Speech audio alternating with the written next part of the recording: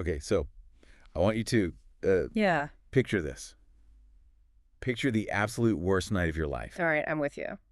It's 2:23 in the morning. You're in Seattle, and it's the dead of winter. Oh, that's cold. It is freezing. I mean, we're talking breath-fogging, bone-chilling cold, Mm. and you are standing outside in the snow.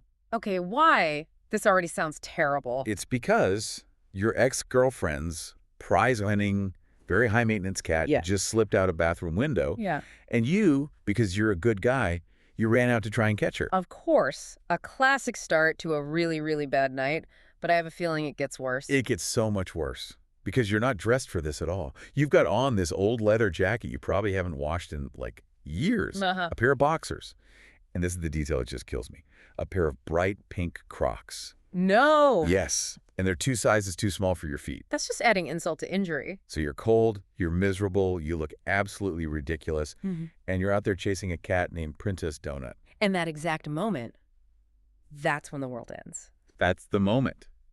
But, it doesn't end in any of the ways we usually talk about on this show. We've done deep dives on nuclear war, zombies, pandemics, asteroids. All the classics. Right. This source material, Dungeon Crawler Carl, it presents an apocalypse that's, well, it's just weirdly administrative. It is. It's bureaucratic. And I think that's what makes it so uniquely terrifying. You're expecting this huge bang or a whimper or, a flash of light. Yeah, something epic. Instead, what you get is a global consolidation. Consolidation. That sounds like something from an HR meeting, We're consolidating our assets to improve synergy. Exactly. It doesn't sound like the end of the world. It sounds like a corporate memo. So what does that actually look like for Carl, standing there on the ground? Well, it's instantaneous. The source text is really, really vivid about this. 1 second, Carl, our protagonist, he's just looking at the apartment building across the street. Okay. The next, there's this sound.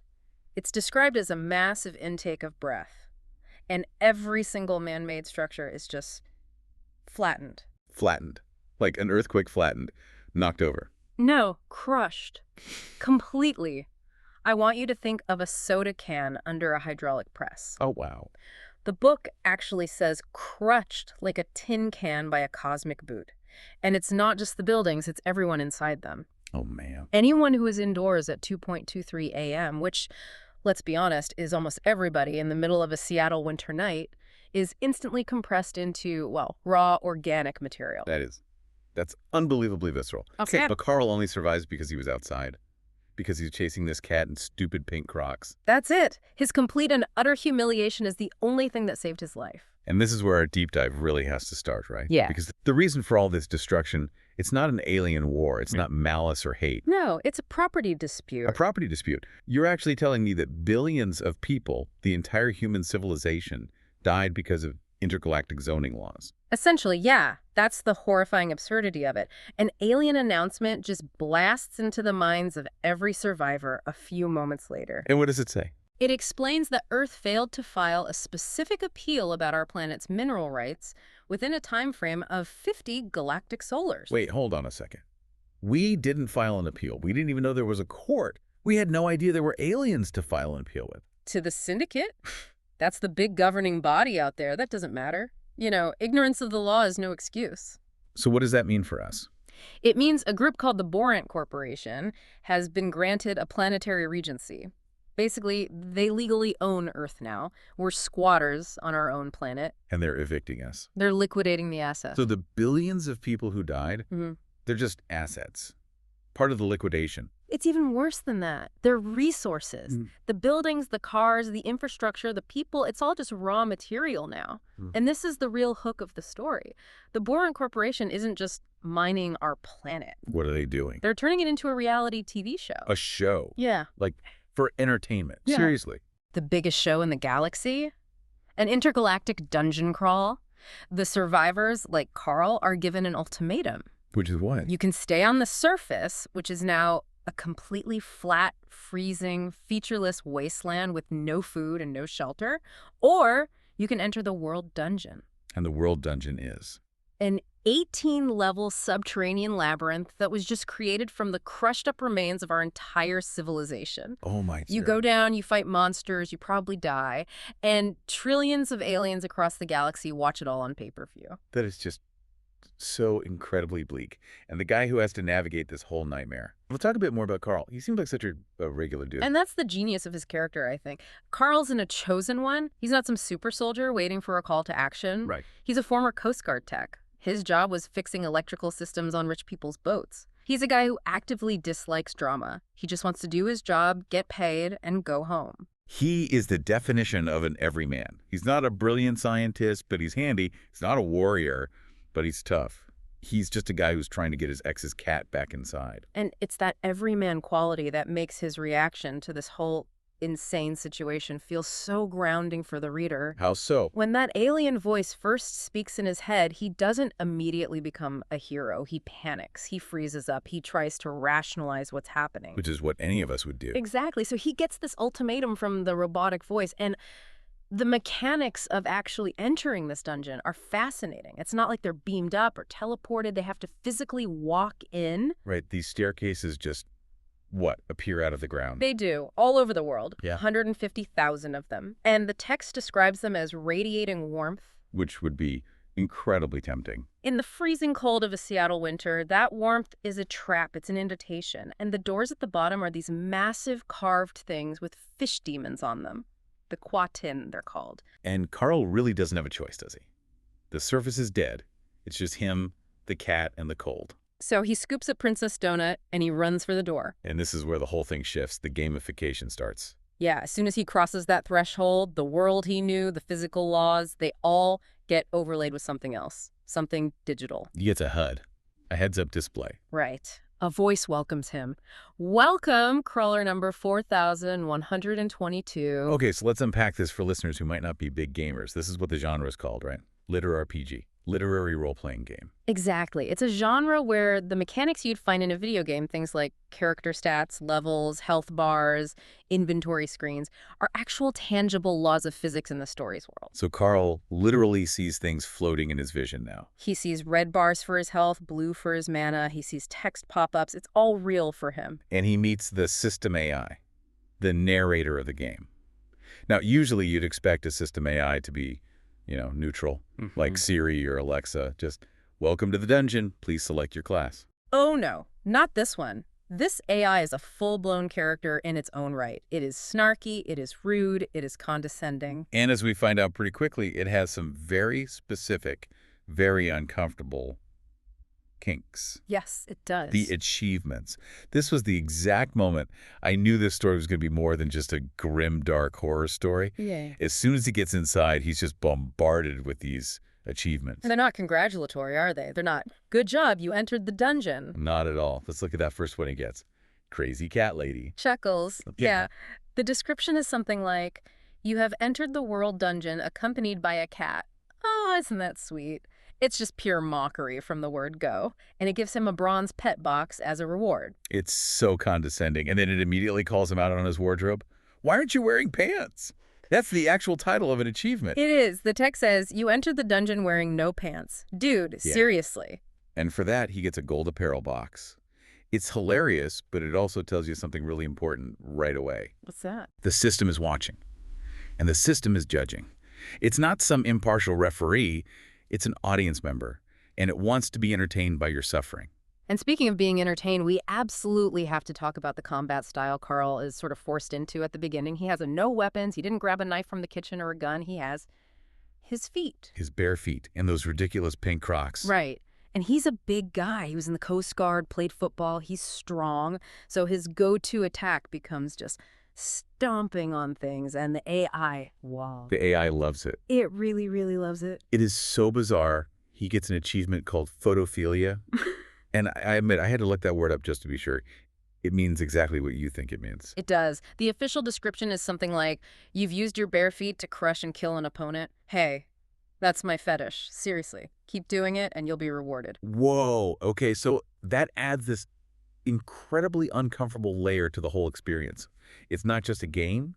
It's a voyeuristic fantasy for the cosmic computer that's running it all. It completely changes the power dynamic. Carl realizes he's not just fighting to stay alive. He's performing for a creepy, godlike entity with a foot fetish. And later on, he even gets a skill called smush. Yes. And the text explicitly says that when the AI's voice reads the skill description, it sounds breathy and excited. It flat out tells you that the AI running this genocide is, for all intents and purposes, a pervert. It just adds this layer of grime to everything. You're not just fighting for your life, you're performing in a sick show for a creepy voyeur. And that dynamic shapes how Carl has to survive. He can't just be efficient, he has to be interesting. The whole loot box economy forces this. Ah, the loot boxes. That feels like such a direct shot at modern video games. It's definitely satire, but in this world, it's literally life and death. You get these boxes, bronze, silver, gold, all the way up to legendary, and they have random items inside. It could be anything. Anything. Yeah. A powerful enchanted sword, a life-saving potion, or a literal bag of garbage. Your survival depends on RNG, on random number generation, on pure luck. So here's our guy. High strength, really low intelligence. His starting intelligence stat is a 3, which the game tells you is basically golden retriever level. Chuckles. Right. And he's stomping around barefoot for a creepy AI. But he's not alone. We have to talk about the second protagonist, the absolute breakout star of the series. Princess Donut, the Queen Anne Chonk. Grand champion, best in breed, of course. Of course. She starts out as just a cat, a very fancy, very high-maintenance Persian, but still, just a cat. But then Carl opens that legendary pet box he got for the Crazy Cat Lady achievement. And inside is an enhanced pet biscuit. The item description itself is a warning. It says the effects can vary. It could be good, it could be bad, it could turn her into a horrible monster. But Carl is desperate. A regular cat is a huge liability in a death dungeon. So he takes the gamble. He feeds her the biscuit. And she changes. Yeah. But she doesn't turn into a person or a werewolf or something. She's still a cat. She's still a cat. But she gains sentience. She looks at Carl, and she speaks. And her first words are not, "Thank you, Carl," or "I love you." Laughs. No. Not even close. Her first words are basically a scathing critique of his fashion choices. Something like, "Really, Carl, if you're going to insist upon wearing that hideous cloak in public, you might want to do yourself the dignity of putting pants on first." It's just perfect. So she gains human-level intelligence. Better than human in some ways, or at least better than Carl's. Her intelligence and charisma stats go through the roof. And this sets up one of the best character dynamics I've ever read. How so? Donut doesn't see herself as a pet who was suddenly given a voice. She sees herself as a grand champion show cat who has finally been given the voice she always deserved. She was already royalty in her own mind. Now she just has the stats to prove it. Precisely. She immediately renames their party the Royal Court of Princess Donut. She doesn't call Carl her owner. She calls him her bodyguard or her manservant. And Carl he just goes with it. What choice does he have? Her charisma stat is massive. She can talk her way out of situations he can only punch his way through. And she learns magic. She starts firing off magic missile spells. She becomes the ranged attacker, the glass cannon, while Carl has to be the tank who takes all the hits. It's a complete inversion of the classic man and his loyal dog adventure trope. Completely. But there's one specific item she gets that I think just perfectly, hilariously sums up her entire personality. The crown. Yes. The enchanted crown of the sepsis whore. The item names in this dungeon are they're unhinged. Absolutely unhinged. And the description is a giant red flag. It warns her, placing this crown upon your head permanently places you within the royal line of succession for the Blood Sultanate on the 9th floor. Which is basically a flashing neon sign that says, "Do not wear this unless you want to fight an entire royal family of monsters later in the game." And what's her response? It's purple. Purple is my color. And she puts it on immediately. It's so funny, but it's also a great piece of writing because it creates a long-term plot hook. Now they have to deal with this Blood Sultanate on the 9th floor. The stakes are raised purely because of a cat's vanity. But notice how the author uses that vanity. Donut is obsessed with her public. She's constantly asking Carl if the cameras are on them. She checks her views count all the time. She's the social media generation facing the apocalypse. Exactly. While Carl is grappling with the trauma of watching humanity get wiped out, Donut is worried that the dungeon's lighting makes her fur look flat. You know, it sounds funny, but I guess it's also a coping mechanism for her, isn't it? Oh, absolutely. It's her way of maintaining some semblance of control. If she frames herself as the star of the show, then she's not just a victim. So you have this completely chaotic duo, Carl and his boxers and cloak and the talking cat with a tiara. They're stumbling through these first few hallways. They are a mess. They desperately need some help, some guidance. And the game actually provides it. in the form of a tutorial guild. Which is where we meet Mordecai. He's an NPC, a non-player character, but he's not just some mindless piece of code. He's a real person with a backstory. He looks like a rat man. Yeah. Like Master Splinter from the Ninja Turtles if Splinter had a severe drinking problem and crippling depression. That is a perfect description. And Mordecai is the one who gives us all the exposition we desperately need to understand this universe. He explains that he was a crawler once, just like Carl. He came from another world that got consolidated. And he made it all the way to level 11, but he failed. Now, he's basically in indentured servitude to the Syndicate, working as a guild master to pay off his massive debt. So he jaded. Incredibly cynical. He drinks constantly, and the very first piece of advice he gives Carl is basically, it's not worth it, you're gonna die, just give up. But he does fill in some blanks about the economy of this whole thing. It's all about views and patrons, right? Exactly. It's a viewership economy. Every crawler has a views stat. If the audience out there in the galaxy likes you, they can follow you. If they really like you, they can become patrons and send you gifts. And the gifts are Loot boxes. So your survival is directly tied to how entertaining you are. So being boring is literally a death sentence. You have to have what Mordecai calls chutzpah. You have to kill things with style. Which is just a horrifying concept when you stop and think about it. You can't just survive. You have to perform your survival. And Mordecai explains that this is a cycle. The Boring Corporation does this every few years. They find a new world, they recycle it for a new season of the show, harvest the resources, entertain the galaxy, and then move on to the next one. It's a cycle of pure consumption. And speaking of consumption, the dungeon itself is recycled from our world. This is a detail that I think is so brilliant and unsettling. The dungeon isn't just generic caves and tunnels. The hallways are made from the sides of old brick buildings. Carl sees fast food restaurants buried underground. I remember a bit where he sees bicycle racks and pieces of apartments just like embedded in the rock walls. Exactly. You are literally walking through the grave of your own world. It adds this really haunting, ghostly feeling to the entire exploration. And it's populated by monsters that are also, well, sometimes recycled, or at least based on things from Earth. Which brings us to that first big fight Carl has after the tutorial. The Goblin Murder Dozer. A classic tutorial boss encounter. Carl leaves the safety of the guild and immediately runs into this massive steam-powered tank piloted by goblins. And even the description of the goblins is filtered through that snarky AI. The Goblin Engineer class is described as the incels of the goblin world. Chuckles. It says something like, they have a hard time finding a date, which makes them extra angry. It's using human cultural touchstones and memes to describe the monsters, which is so weird and funny. So Carl's solution to this fight is pure improvisation. He can't punch a tank to death. So he uses his brain, he climbs on top of it, starts grabbing the goblins one by one, and just shoves them into the machine's gears. It really highlights that the dungeon has a physics engine. It's not just about hit point damage, like in simple RPG. If you throw a body into a spinning cog, the machine is going to jam. And it does. The boiler overheats and explodes. Carl uses the environment to win. He's tactical. And that huge explosion earns him more achievements. Boom. You've caused a wall-shaking explosion. Which gets him better loot. And that's the feedback loop of the dungeon, right? Do something crazy and spectacular. Get an achievement. Get a loot box. Get better gear. Do something even crazier. So they survive the dozer. They get some basic gear. Still no pants for Carl, I should add, though he does get some knee pads later. A crucial upgrade. And they head out into level 1 proper. And level 1 is vast. The text says it's basically the size of the surface world, just all twisted up into tunnels and caverns. And they start encountering a variety of enemies. Goblins, of course. And scatterers. The giant cockroaches. Yeah, about the size of a loaf of bread, some as big as a small dog.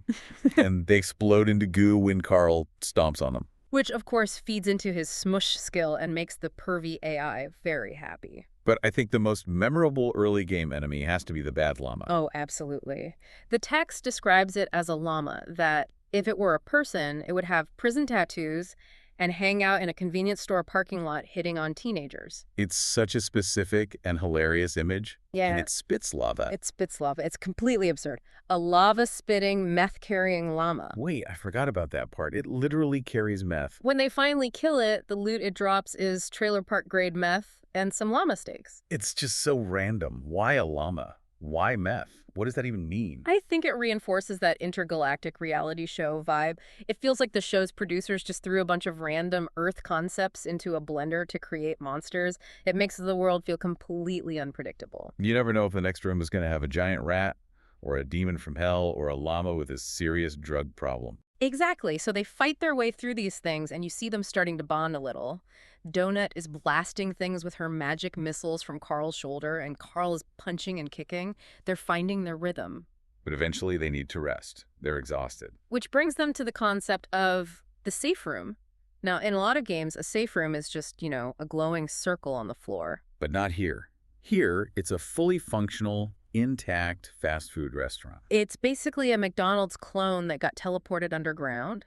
It even has a ball pit. And there's an NPC caretaker there named Tally, a little gnome-like creature. A babka protector, right. Right. And he's grumpy and hates cats, but he cooks them this incredible meal, a merg vindaloo. Which Carl says is the best thing he's ever tasted in his life. It's this small moment of comfort and humanity in the middle of all the chaos. But the safe room also has TV screens, and this is where the sheer scale of the horror really comes crashing down on them. They get to watch the premiere episode of their season, Dungeon Crawler World, Earth. The Boreant Corporation airs this recap show for the galactic audience, and it's just pure, unadulterated propaganda. It is. They show footage of Earth before the collapse, but it's all cherry-picked. They show slums, they show crime, pollution, clips from disaster movies. They frame the entire consolidation as a mercy killing. Look at this awful hellhole of a planet. We're saving them from themselves. It's history being rewritten in real time for an audience of trillions.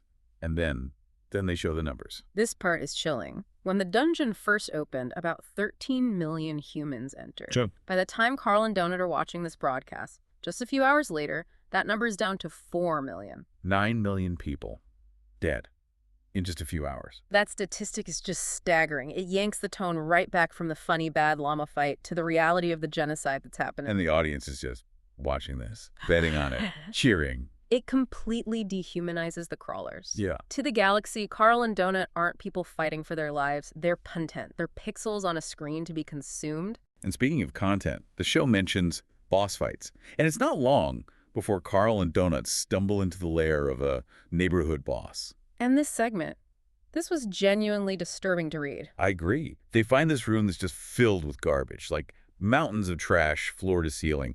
And the boss is called the Hoarder. But it's not just some random monster. Okay. It used to be a person. A human woman. The text describes her as being transformed. She's 15 feet tall, she's fused with all the garbage, she's covered in sores. But the real horror is that she's still conscious in there. She's still herself. She speaks to them Yeah. in Spanish. She says, "Ayuda, help me." She's confused. She doesn't know where she is. She's crying out for her daughter. She thinks she's in hell. This is such a crucial moment for Carl's character. Up until this point, he's been killing goblins and giant cockroaches. Monsters. Now he's faced with killing a terrified, confused woman who is begging him for help. All because the system decided to turn her into a video game boss. And she's still a threat, right? She's vomiting swarms of cockroaches at them. Her body is attacking them, even if her mind doesn't want to. Right, she's attacking instinctively, or maybe the system is just forcing her body to attack. But she's crying while she does it, screaming about her baby. The mechanics of the fight itself are just brutal. Carl knows he can't just stand there and punch her. He has to use the environment again. He finds a chain leash and all the garbage. And he climbs onto her back and he starts to choke her with it. And while he's doing it, while he is beating this woman to death to save himself and his cat, he's apologizing to her. He keeps saying, "I'm sorry, I'm sorry." It's an absolutely heartbreaking scene. It shows us that Carl hasn't lost his humanity. Not yet. He sees the tragedy of what he's being forced to do, but he still does it. And the moment she dies, what does the game do? Confetti falls from the ceiling. A giant winner banner appears in his vision. The game celebrates this horrific, tragic murder. That juxtaposition is the core of the whole series, isn't it?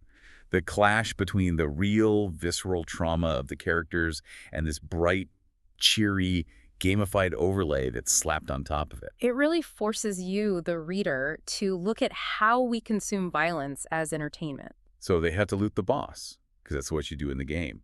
And they find a neighborhood map, which is useful. It opens up their mini-map and shows them the surrounding area. But that's when they see something else on the map, a different kind of marker. Not a monster. It says, Corpse of Crawler Rebecca W. So they go to investigate, and they find a woman dead. Yeah. But she wasn't killed by a goblin or a trap or a monster. No, she has a gunshot wound. Right. And the system, AI helpfully informs them, killed by crawler Frank Q. This changes everything. It really does. It introduces the concept of peakers player killers. The aliens and the monsters aren't the only threat anymore. Other humans are turning on each other. And this Frank Q character, he didn't just kill her. He looted her body, stripped her of everything she had, and just left her with an apple core. It's so cold and callous. It shows you that in this lawless new world, some people are embracing the game aspect a little too much. They've realized that killing other crawlers is a fast, efficient way to get better gear. It's that classic Lord of the Flies dynamic. When the rules of society vanish, what do we become? And Carl's reaction to finding her is really interesting. Donut is scared. She makes a big show of saying they should bring this killer to justice, but you can tell she's terrified. But Carl gets quiet. He gets this cold resolve. He doesn't say much, but he makes it clear he wants to hunt Frank Q down. It hints at a darker side of Carl, or maybe just a fiercely protective side.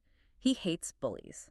And Frank Q is the ultimate bully. So it sets up a whole new conflict. It's not just man versus dungeon anymore. It's man versus man. Man versus human nature. So let's take stock. Where does this leave our duo at the end of this whole ordeal? They've killed the neighborhood boss, they've got some new gear, Donut has her crown, and she gets a talisman of the slate butterfly.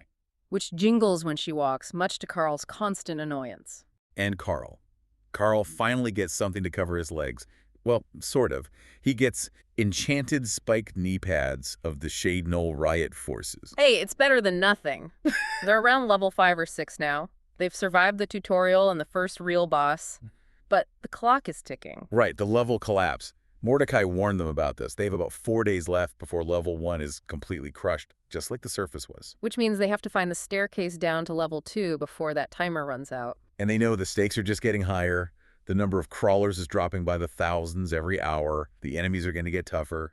And now they know other humans are actively hunting them. And yet, despite all of that, they're starting to really function as a team.